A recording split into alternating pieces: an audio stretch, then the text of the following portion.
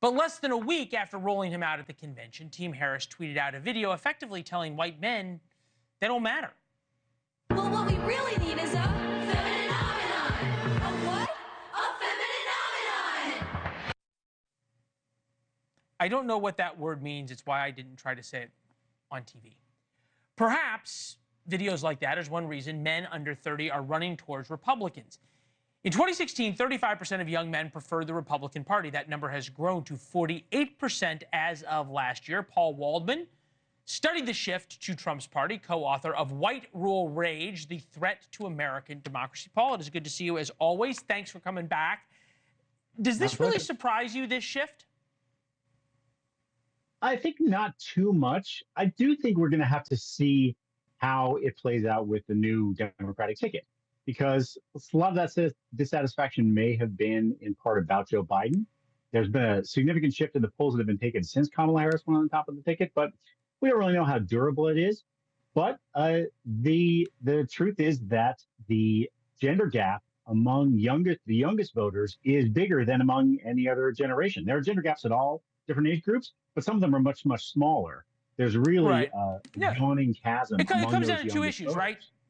Young men say they care about the economy, broadly speaking. This is the Wall Street Journal numbers. And women say they care about abortion in terms of their number one issues. Again, broadly speaking, Wall Street Journal numbers. James Carville at the Aspen Ideas Festival, June 29th. Take a listen. There are too many preachy females in Democratic campaign culture, all right? And we come across to people as judgmental. As you were doing research on your book, did that sentiment come out? About the preachy females? Well, you know, that's not going to endear you to too many women, talking about preachy females. But I do think you can see some of that. I think that a lot of men, and this is true of young men in rural areas, but also in suburbs and cities, they are feeling a little adrift, like they're not exactly sure what it means to be a man in contemporary society, like those gender roles, which were very kind of set in stone and easy to understand and put men at the top of the hierarchy. Those have been called into question.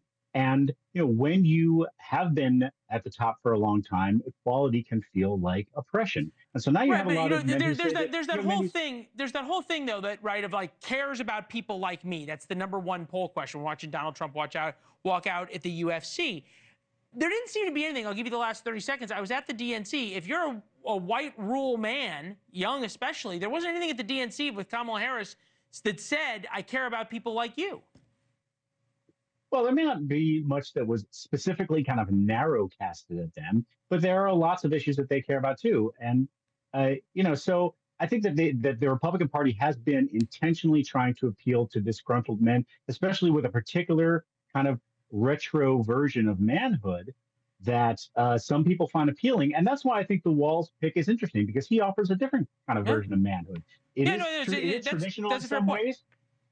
It's traditional in some ways. Like you said, he's a hunter, he's a football coach, but he also has kind of an ethic of caring and concern for his neighbors that is not based on lording it over other people. So, got to run. Paul, thank you very much. Thanks for watching. Go to joinnn.com to find NewsNation on your television provider.